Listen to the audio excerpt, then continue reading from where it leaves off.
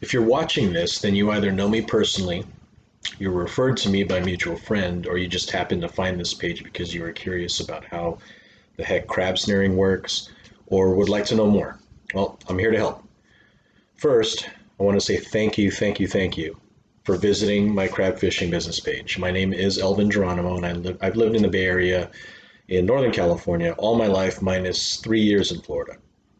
I'm currently in the residential solar business, and I spend a lot of my time or off time, if I'm not working, um, my personal time with my family, my friends, and I do a lot of fishing. Obviously, I love 49er football. I love to play cards.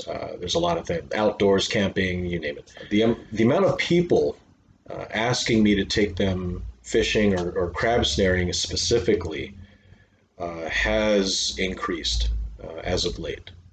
Crab season opened the first weekend in November and will run through the end of June. And that's usually the case every year, depending on certain restrictions based on the crab population and or certain other species, like this year, whale migration off the coast of California. That did slow it for commercial fishing. Residential, recreational fishing wasn't affected by that. So the traditional way of harvesting crab has always been with the use of crab pots, traps, or various types of hoop nets. In recent years, the amount of crab snares in use and in stores, it's grown exponentially. I remember crab snaring for the first time when I was a lot younger. I was probably maybe 6 or 7 years old, somewhere around there. My uncles used to take me to go crabbing, and they would drop crab pots or hoop nets or traps off the pier. And then my one of my uncles shows up with this bent piece of chicken wire stuffed with chicken, raw chicken, with all these loops off of it. And he used it was weed whacker line with some terminal ends that he used, and those used to cut through the line every now and then if he caught something big or uh, if it got snagged somewhere. And he used to stuff it with lead weights.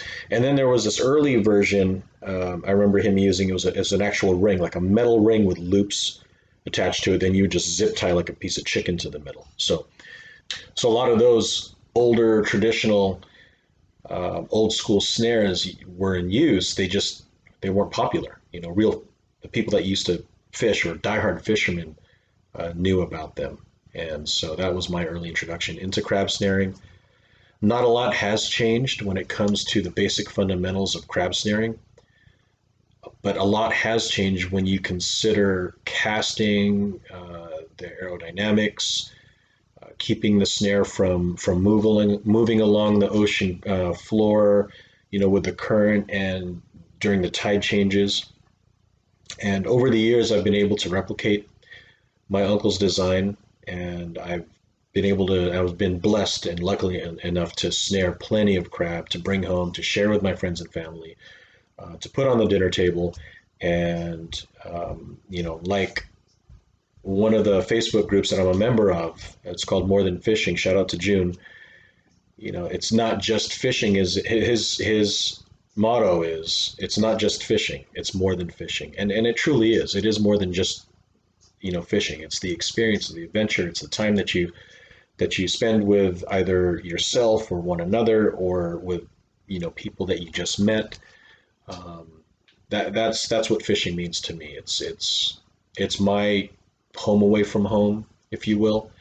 And like I said, over the past 5 or so years, I've acquired other designs, and they all seem to produce now others, but there are many factors that can affect the crab snaring design's success rate. And I find that the most common variable is whether or not the crab are even there or not, or if they're even feeding.